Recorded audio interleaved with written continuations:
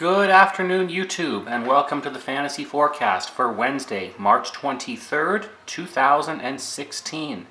Right in front of you, we're going to move right into optimal lineups. The cash lineup yesterday won on cash games.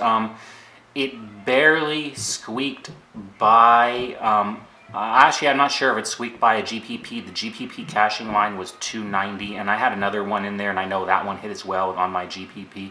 It was a winning day yesterday, though, and people told me on Twitter the cash line's cashed, so no worries there. Roto Grinders, by the way, yesterday, their optimal lineup that I showed you guys put up 310. It was a killer. Every once in a while, these optimals really do pay off, so it takes attention, especially on short slates, I pay attention to them. Even on these bigger slates, you kind of get an idea where they're targeting.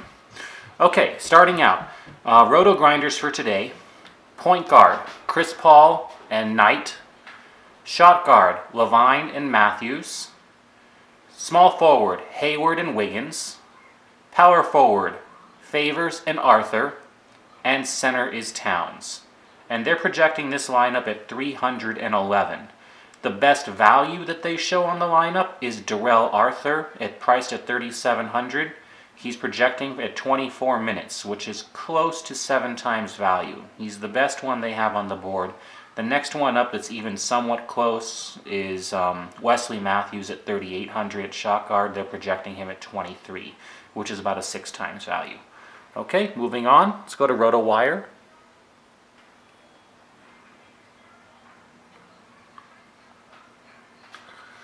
RotoWire today has for us Chris Paul and Rubio in the point guard position, Kobe Bryant and Will Barton in the shot guard.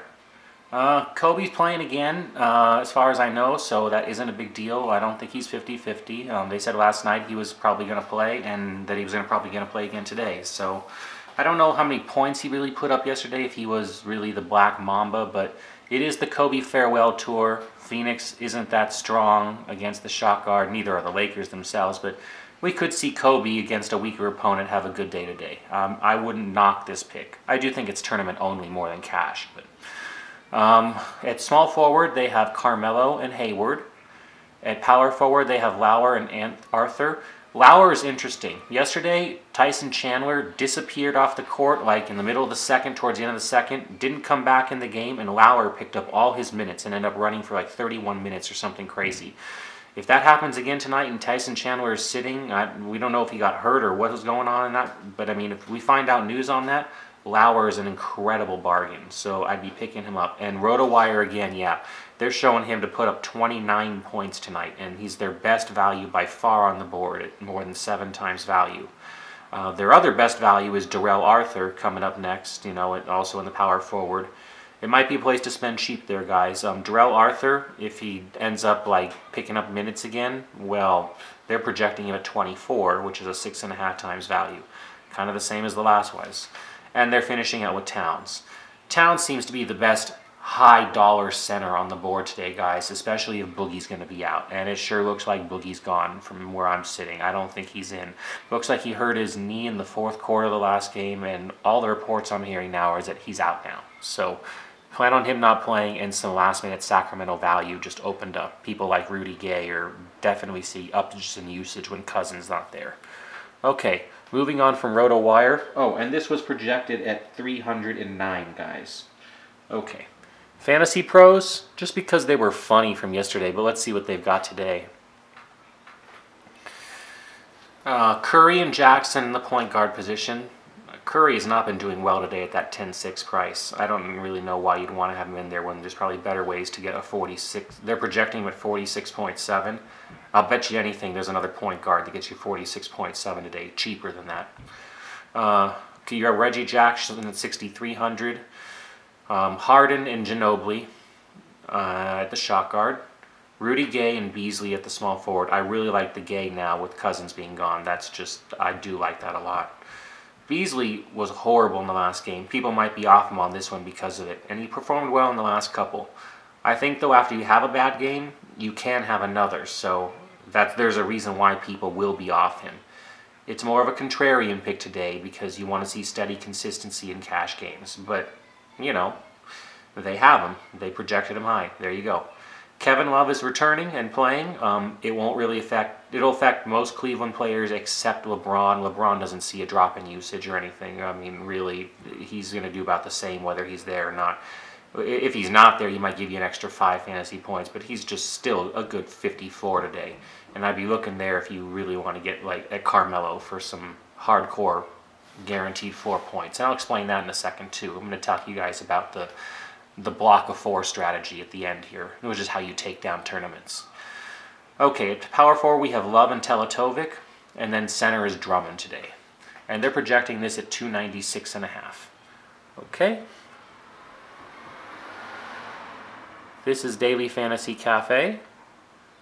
A lot of you guys ask me why I don't have fantasy labs up here or like the DSFR optimal lineups when I use some DSFR projections from their free picks and stuff, but I can't do that legally. If I pay for that information, there's normally contracts and clauses that say that you can't give it out. So I'm doing the best that I can to educate you guys without running afoul of any agreements. All right?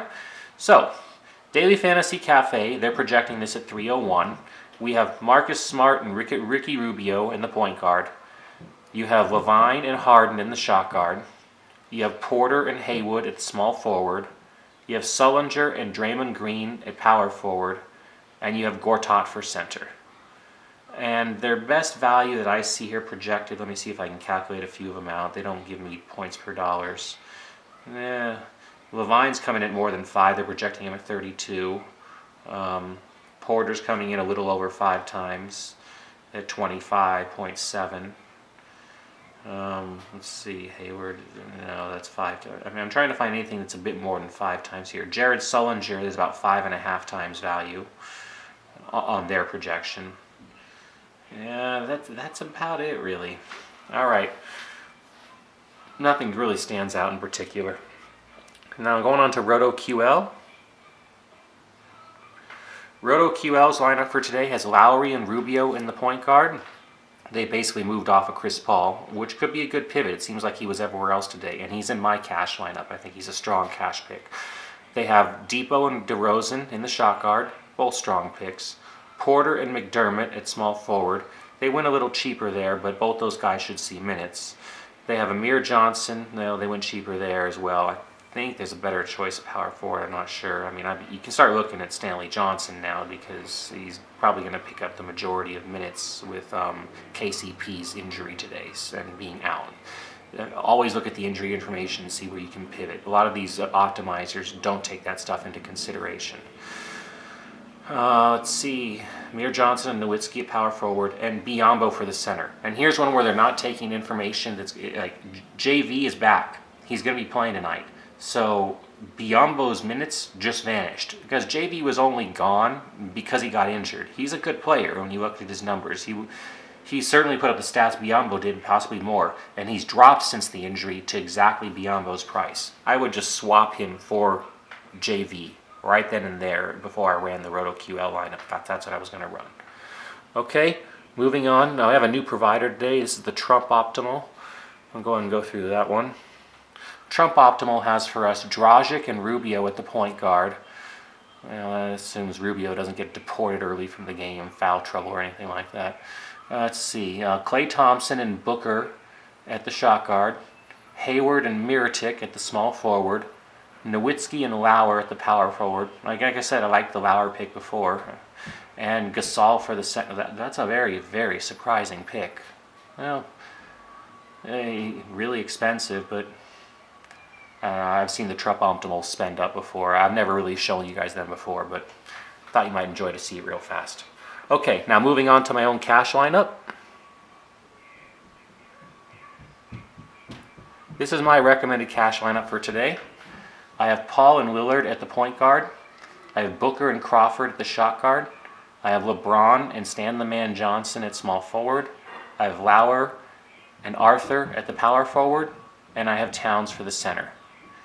And now, what I'm going to explain to you guys is what I call the lock strategy. Now, if you know something about daily fantasy, you already know that, if you have a $60,000 salary to work with, right?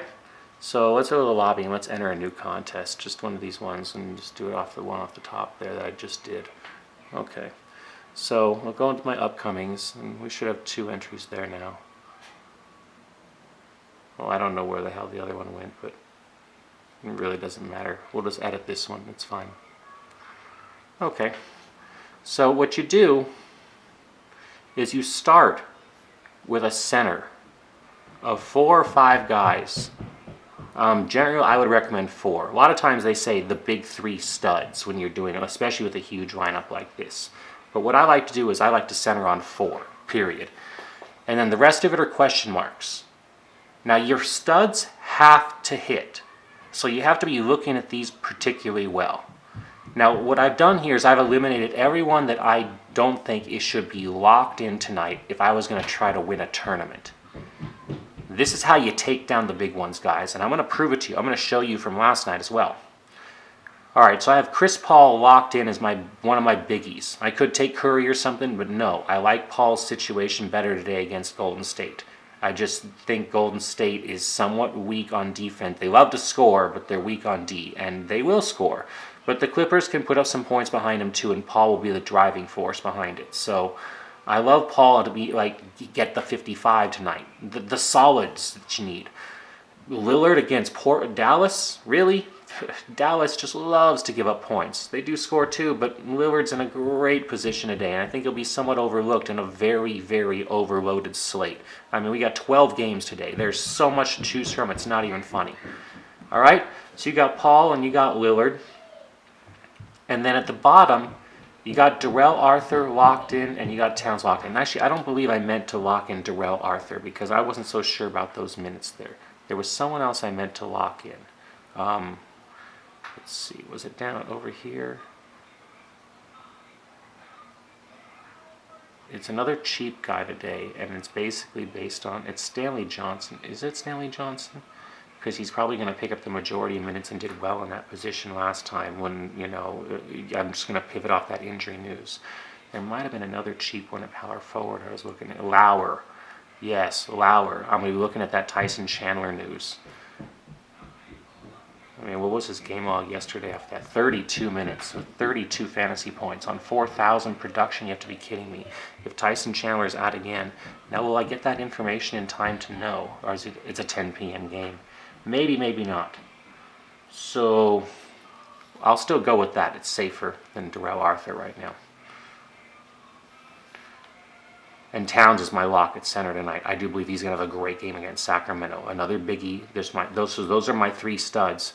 But then I also lock in a value player. We'll pull out Stan Johnson. You don't know. I mean, he's just coming in. He could have a rough game on his first. I mean, I like it personally, and I'll have a lineup with it.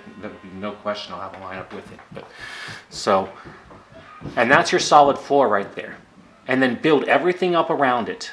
Take your 4 guys and then make your multiple lineups around it. And if you're going to try to take down a GPP, this is how you do it. And I'm going to prove it to you guys right now. Let's see who won last night. Settled entries, let's go to the big one, the 225 NBA shot. Right at the top. Supersonic, 6'11". And I'm going to point out to you what his core was. And you guys can go through each one and see this. Because he won $15,000 at the top. His core last night was Westbrook at the point guard. Harden for shot guard. He was banking on that. Holiday also at the shot guard. He just locked those 2 in. So he had Westbrook, Harden, and Holiday, and he locked in Babbitt. And Babbitt paid great value on that $3,800. And all 4 of those picks together were not only enough for him to take down number 1, but he entered multiple lineups, and he used that strategy of locking in your 3 bigs and then a cheap. You see his 3 bigs, Westbrook, Harden, and Holiday was a big too at $8,000, and he locked in a cheap value at Babbitt. Look what else he took down. Supersonic at number 5. That was an extra $3,500 on top of his $18,000. Do you see the same things that I told you? Just the 4 and other variation. Westbrook, Holiday, Harden, and Babbitt. The 4. Let's keep going. See what else he was able to pull off. Because in the middle of the night, he was doing wonderful, and some other people might have picked it. Here's another one, Supersonic. Westbrook, Holiday, Harden, and Babbitt. Guys, see the similarities? He had Whiteside in one, he has Lopez in some, you know what I mean? The other guys were traded around to fit salaries and, based on other stuff. But that's why these people that are at the top have different scores sometimes but continue to win. And you're like, how do they do that? Look at Ryan 4 here. He's had the same kind of center if you look at it. Number 10, number 12, number 13, and number 16. All different scores. You're like, how did someone do that? Because they end up having the same guys. And if you go into the shots from last night in your settled entries and look at the top, you'll see what their core was. I highly recommend, guys, when you're building your lineups, that you start with a core of players and then finish them off, especially if you're doing tournaments. Now, if you're going to do a cash game, that's great. Do a cash game, it doesn't matter. You know what I mean? You're going to get above the half line. But if you're trying to take it down, if you want to slay the beast, this is how you slay the beast. All right, I'm going to move back in on today's optimal cash lineup for today. There it is. Again, cash, and because it's such a huge slate, you're obviously going to run 50-50 single entries today, guys, and single entry double ups. Even the big double up might have a 5 to 6 point variation on the line, but if you really, because there's not that many single entries and you really want to try to double up, you don't have much choice, and you can definitely try to run this. I would be looking for last minute pivots though, guys, and be checking on the Darrell Arthur news on this lineup. Stan the Man Johnson, I'll be researching a bit more before lineup lock, and Jamal Crawford as well. I do think he's a nice spot against Golden State, but I need to verify with Vegas insider lines and make sure that these positions really do look good. All right, there's your optimal cash lineup though for today, along with all your other optimals. You saw results from yesterday. I think you might have briefly seen that I had a win there, even though I did have a loss on that tournament entry. But it was such on the line. It won the $1 GPP and lost the $2. But I really want to show you guys the more important thing about how to properly put together that lineup that you need to center around 3 or 4 guys, and then just use question marks for the rest and kind of fill them in based on the good information. If you're running multiple lineups.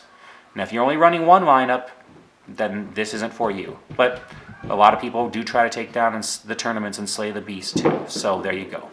All right, guys, I hope you enjoyed. That's Fantasy Forecast for today. I'll have another show out for you tomorrow. Enjoy. Don't forget to follow me on Twitter at MikeMiller78 for the latest changes, injury news, stuff like that. If I tweet a lineup change to the optimal lineup, I'll send it out there on Twitter and you'll see it. You can direct message me there.